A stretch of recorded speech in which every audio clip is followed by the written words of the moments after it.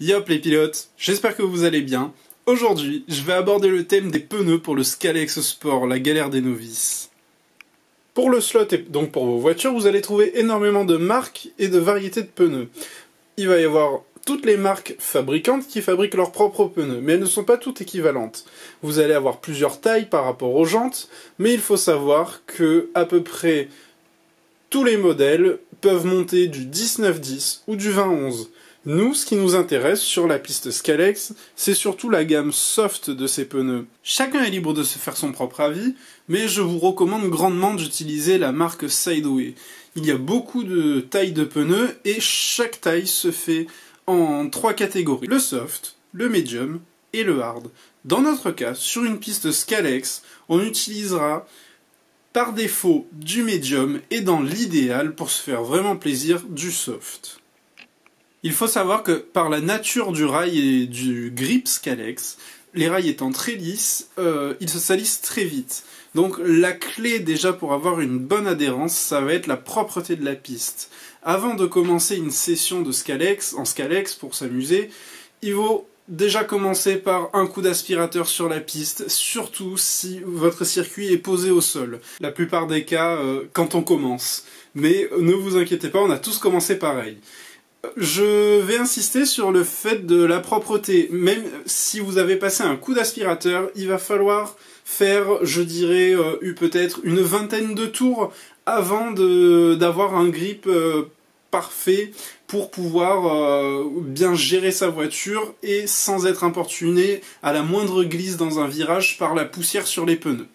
Le deuxième rôle important, c'est ce que je vous ai mis en arrière-plan, c'est ce scotch orange que vous avez. Alors en fait, simplement, le scotch, l'important, voilà, alors c'est bon, moi il est un peu dégueulasse, je m'excuse, parce que je le pose sur la moquette avec le chat qui adore dormir sur le circuit, ça c'est un problème, mais j'ai toujours pas trouvé la solution. En fait, ce scotch, il va vous permettre de nettoyer simplement la poussière qui est passée sur... qui s'est déposée simplement sur les pneus. Donc, en fait, simplement, vous pouvez prendre... Donc, moi, je vous conseille vraiment la marque Barnier. Je crois qu'elle est disponible chez Point P. C'est un petit investissement, mais je dois avouer que le scotch, il dure quand même un certain temps. Une fois que vous avez votre scotch comme il faut, vous allez prendre donc votre voiture et on va s'occuper seulement des pneus arrière. Les pneus avant, le but c'est qu'ils glissent le plus possible. Vous allez même pouvoir mettre le vernis de madame transparent sur les pneus afin de les durcir. Ou acheter des pneus spéciaux à l'avant qui sont très très durs. Le but étant qu'ils adhèrent le moins possible. Donc on s'occupe des pneus arrière avec le scotch et simplement on fait rouler la voiture pour éliminer toutes les traces de poussière des pneus. Et en fait, ça, il va falloir le faire, entre guillemets, tant qu'il y a de la poussière sur le circuit. Donc je dirais que vous faites 3 tours, vous passez un coup de scotch et vous faites ça pendant 5 minutes sur les 2 lignes, afin de vraiment éliminer toute la poussière qui pourrait vous gêner. De là, on va partir sur vraiment une bonne base pour rouler sur le Scalex avec du pneu soft en sideway.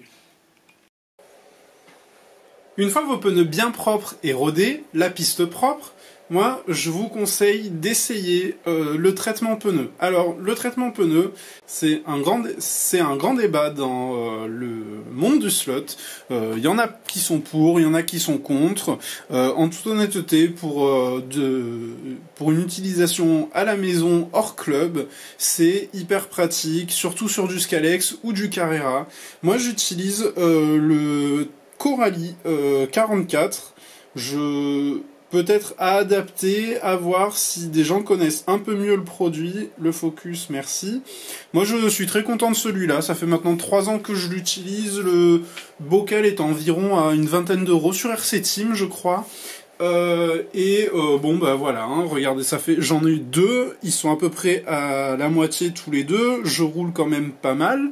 Voilà, j'en ai consommé un en 3 ans, on peut dire. Donc une fois que vous avez vos pneus propres, l'idéal c'est de vous munir donc du traitement produit pour du pneu soft. Je dois dire que le traitement pneu marche idéalement sur donc les pneus Sideway. Ils sont un peu moins efficaces sur sur les pneus NSR qui doivent être un peu plus riches en silicone. Et après, j'ai pas de recul sur les autres marques.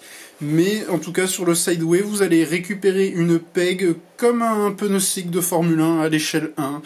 C'est-à-dire que quand il va prendre un peu de chaleur, un peu au bout de 15-20 tours, vous allez vraiment avoir une peg et vous allez gommer votre piste. Et ça sera encore mieux que le pilotage avec un aimant, vous allez voir. Donc en fait, pour passer le traitement pneu, c'est tout bête. Moi, ce que je fais, c'est que je m'équipe d'une petite feuille de sopalin, hein, tout bêtement. Voyez comment se met le produit. J'en mets un petit peu sur ma feuille de sopalin.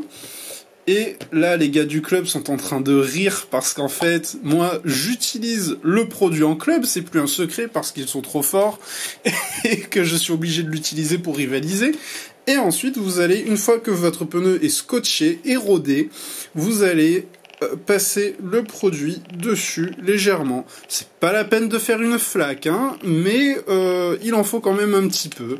Donc, vous voyez, déjà, ça nettoie bien le pneu. Et en plus de ça, en fait, c'est un produit qui va venir altérer et assouplir votre gomme en la rendant collante. Donc, on a vraiment tous les avantages.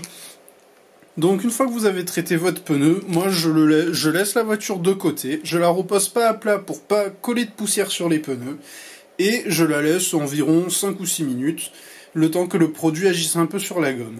Pour ceux qui ne sont pas totalement emballés par le fait de mettre un produit plutôt gras sur les pneus, je vous conseille, on a tous ça à la maison, de faire un essai avec du WD-40.